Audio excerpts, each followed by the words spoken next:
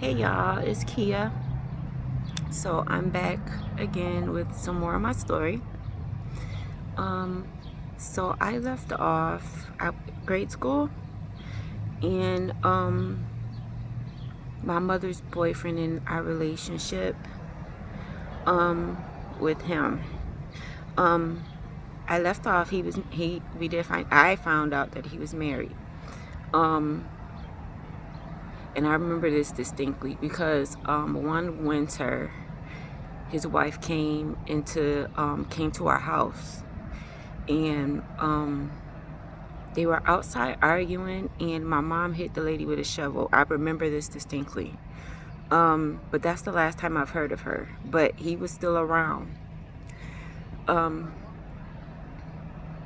yeah, I feel like our relationship could have been better if she treated me like she wanted me.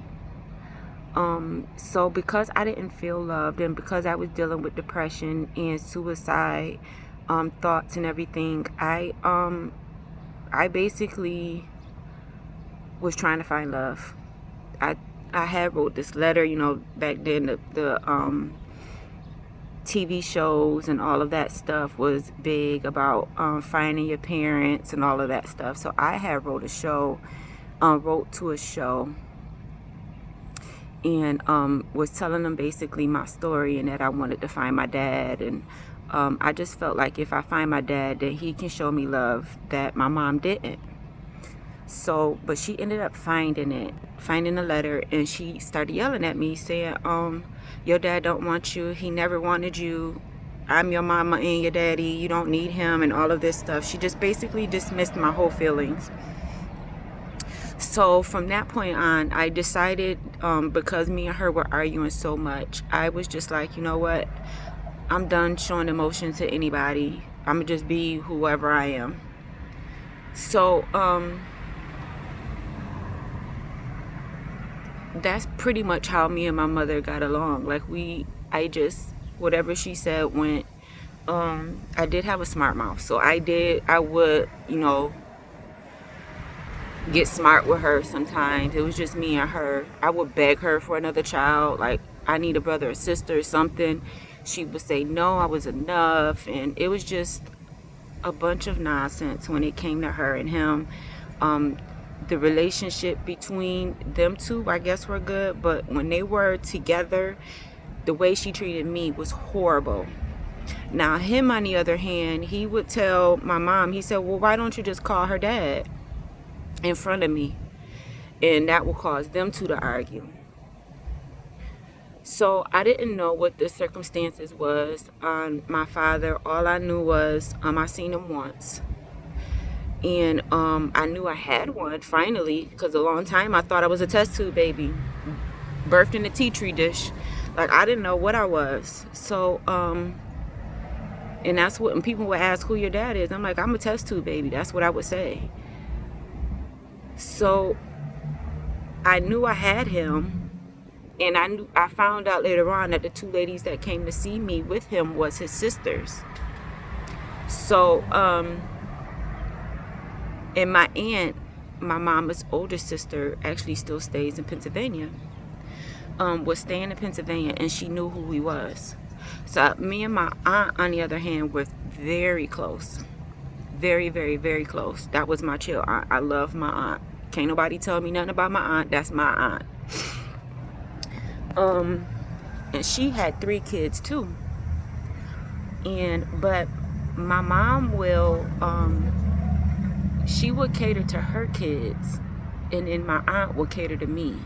So it was like they should have been reversed. Like the aunt should have been my mother, and the 3 kids should have been hers. That's how it pretty much was. My aunt would buy me all types of clothes and everything, and yeah, that's how it was. So we were living in this duplex. Now by this time, I'm going to a middle school. I am fighting constantly. I done got put into a gang. So I was in a girl gang and the boy gangs. It was just in our neighborhood. And but we were bad, and we would tear Monroe up. So fighting constantly. We would skip school. But again, I was the one that straight A's and B's. Not straight A's, straight A's and B's. I was very smart, but I would fight constantly. I had very big anger problems, and I didn't care who you was, how old you was, whether you were a girl or a boy. We was gonna fight. And so I ended up rebelling big against my mother. She was starting to be a little bit more overprotective because I was developing, and I started having boyfriends and friends, and boys come over and see me and all of this stuff. And she wasn't really liking it, but I didn't care because she didn't love me. So but one day I was walking to get on my bus, and across the street from us was this guy, and he had a nephew. And one morning, it was like 6 o'clock in the morning. I was walking to my bus. My mother was already at work, and he flung the door open and tried to grab me. So I immediately ran back home, called my mom, told her what was going on, and she came and got me and took me to school, and she called her boyfriend, whatever, and they went over to the house. Nobody was there, so they didn't get a chance to talk to anybody or anything like that. So the next day they were saying, if anything happened, just let us know. So the next day, nothing happened, but the day after that, it was a Friday, and it was bright and early in the morning. The same thing happened. It wasn't even like the sun was barely up. Like, it was just like the sun was coming up. It wasn't like sunny out or anything. So the door flung open, and his nephew came out and grabbed me. The next thing I remember is I'm fighting, telling him to leave me alone. He hits me a few times, and I black out. I come to with my pants undone all around my ankles, and he's still on me, and I'm trying to fight and everything. He knocks me out again. Never made it to school. So by the time I woke up, everything in that house was gone. Like, the stuff was still there, but he was gone. Nobody was there. So I went home, and I called my mom and my grandma and told them something wasn't right. So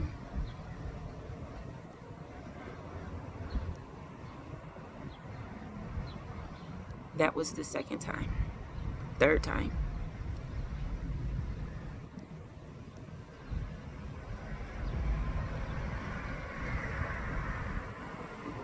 My mother never really answered the phone, but my grandma did. And her words was, you shouldn't be dressed in with tight clothes. You shouldn't be this. You shouldn't be that. This is your fault. You should know better. Well, why would you go over there? You should have fought harder and everything. So that was her words. Now, because of this, it forced me to have periods early. So when I started having periods and the doctor seen the trauma, he was like that I would be a good chance that I wasn't going to have kids. And that was that. My mother, I don't even know if she knew. I know my grandma knew, and I'm pretty sure she told my mom, because she came home acting different. And then they started buying me baggy clothes, like baggy.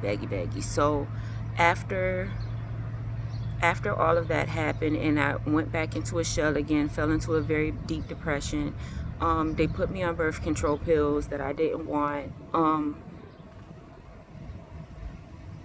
I ended up rebelling more because she was just treating me like crap. And I honestly, I don't know if it was me um, just because of everything that's happened to me, or if she was really treating me like crap.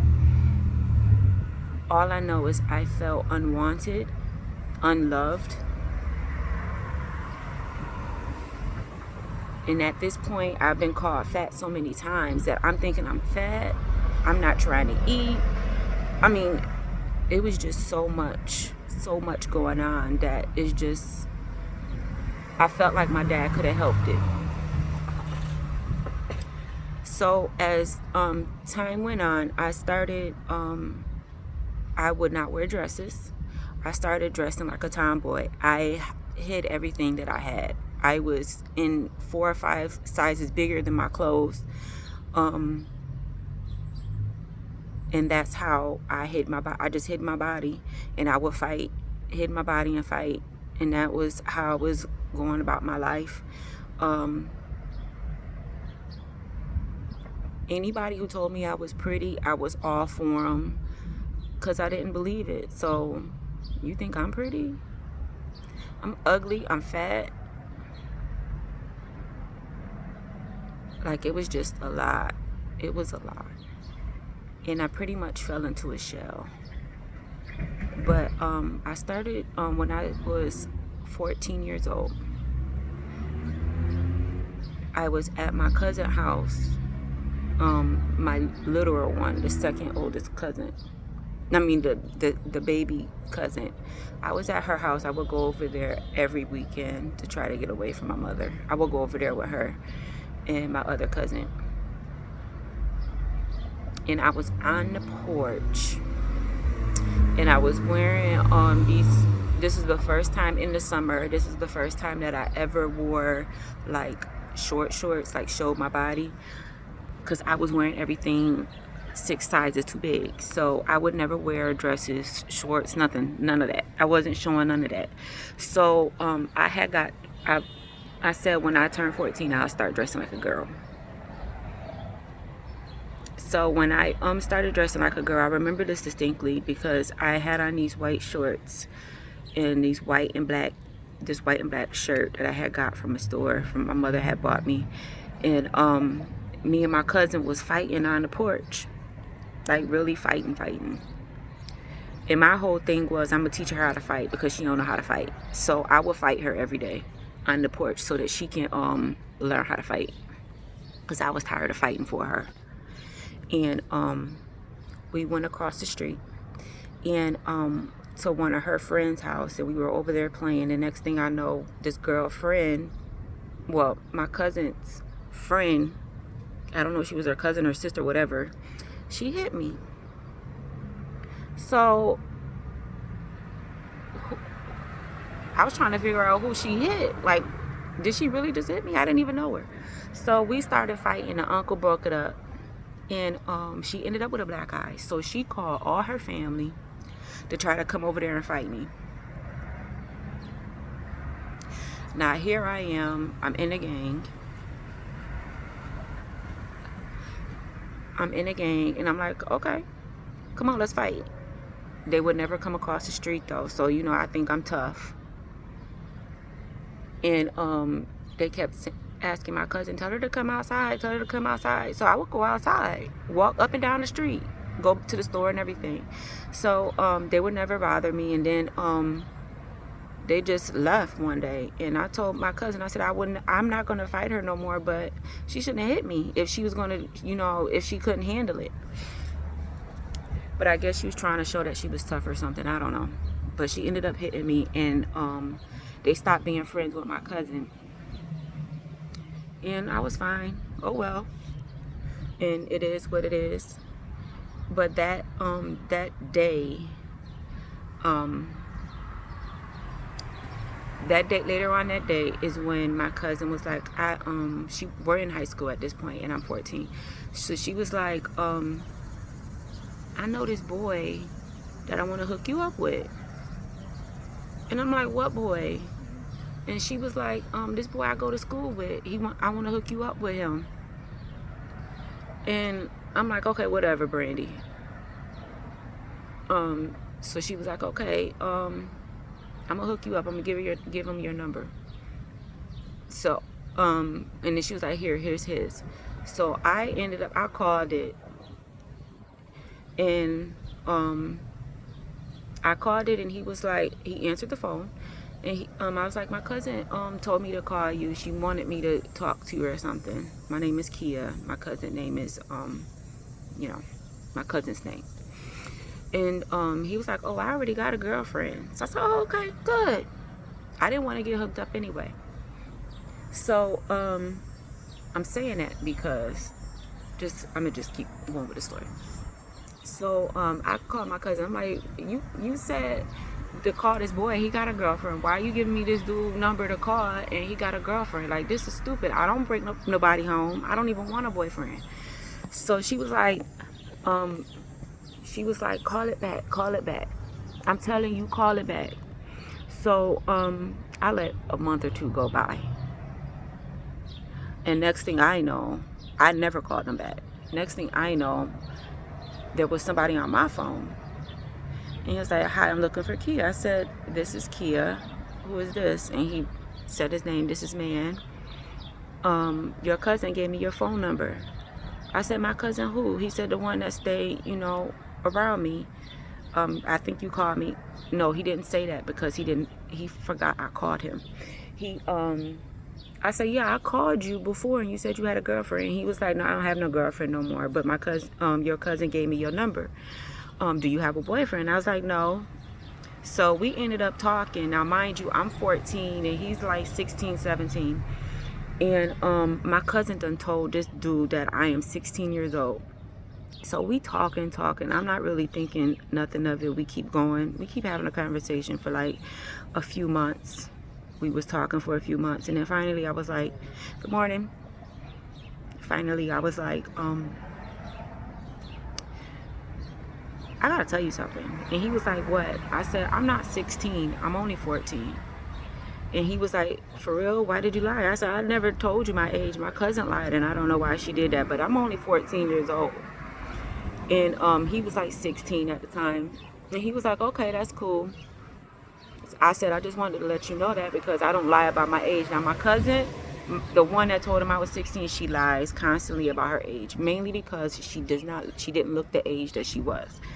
She would be 12 and looking like she's 18. She was very built. She was a built girl. So she lied to him about my age. So we kept talking, and I was going to church, and I had to sing at his high school in a choir. And I ended up seeing him. My cousin was like, that's him right there. And he was in this fire department uniform, this blue fire department uniform. And he was like, hey, Kia. Hey. Girl. I looked at my cousin. I'm like, that's him. She was like, yeah, that's him right there. I told you he'll be here. Like, he was so cute. And then he was a firefighter too. I'm thinking I got it made. Okay, he a firefighter. Okay. So I'm like, you gonna come in here and sing? So we singing and everything. And then I give him a hug. I come out. Now I'm finding every reason to go up and down this aisle so I can see him. Going to the bathroom every 2 minutes. Like, I'm trying to find every reason to see him. Girl, I was just all giddy. Just giddy. I really liked him. And gave him a hug, told him to call me later. That was that. Next thing I know, I hear that this dude got a baby on the way. He already got a daughter. He got a baby on the way, and he lived with his girlfriend. So he never would give me his number, but he would call me. So I waited for him to call me. And I'm like, I can't talk to you because you got a baby on the way. And he was like, I ain't got no baby on the way. I said, you got a baby on the way, and I can't talk to you if you got a girlfriend and you living with her and you got another baby on the way. We can't talk no more. So we ended up stopped talking for a few months. I don't know what happened with him or anything like that. We ended up stopped talking for a few months. And then I get a phone call. Now by this time, my cousin had moved to another house, and we had this big thing every summer at our downtown called a Teddy T. So me and we started talking it back again, and he was telling me everything, that he was lying. He did have 2 daughters, and here's his kids, and this is what he's doing, and he lived by himself now, and he he has a roommate, and he wanted us to talk in person, and he was getting ready to take the fireman exam. So I'm over at my cousin's house again, like, it was a summer, so we was like there for I was there for a few weeks because I stayed the summer with her, so if I didn't go down south to Pennsylvania, and I stopped going to Pennsylvania because of everything that happened with the summer. So me and my cousin said, yeah, okay, we're gonna go to the Teddy T, but we told our family that we was going to the Teddy T. My cousin done had a boyfriend too, and we had made plans. Okay, so I was gonna go to my boyfriend's house, and she was gonna go to her boyfriend's house, and then we'll meet up at the same time and go back home. That was our plan. So she ended up going to her boyfriend's house. He ended up coming to get me to go to his house, and we ended up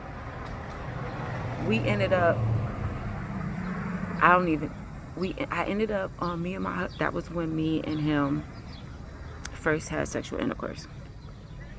And I didn't know how I felt about it because he already had kids, and because of just all the trauma that I had already. And but it was nice to be with him. Okay, I'm like, okay, he really liked me and all of this stuff, and he think I'm pretty. And so we have intercourse, we eat, and then we sit on the couch, and then he starts studying for his fireman exam. And I started looking at his pictures and stuff of the kids, and just him and everything. And we was talking and everything, and he was like, yeah, I got to study, take this fireman exam. I'm like, okay. So can you take me back? Me and my cousin was going to meet at this time. I ended up going back to the house at the time I said we were going to meet to go back to the house. I ended up going back to the house because she never showed up. So the family was like, her grandmother was like, where is your cousin? I said, I had to make up a lie. I don't know. We got separated, and I just came home because I figured she would go home. She come back 2 hours later. It was still daytime, so she was still okay. But 2 hours later, and I'm like, where was you? We were supposed to meet at this time. She said, girl, and he went to doing this and that, and this and that, and the third, and we felt a team too much. So they ended up doing whatever. And but little did we know, the family never knew anything about it, but that was the day she got pregnant. So I'm gonna keep this about me. So we kept having this relationship, and then at the time pagers was big, so I would page him, he would call me. I still didn't have his phone number, and that was that. So so now that we're in the high school years, I'll come back with talking about some more of my book, more of my life. It gets juicy, y'all. It gets juicy. But you guys have a blessed day. Stay up, stay encouraged. Remember, God loves you. I love you. And don't forget to like, comment, subscribe. Please share this video. Again, I'm trying to get my story out there for young ladies. And yeah, a lot more to come, y'all. A lot more to come. All right, thanks. Bye.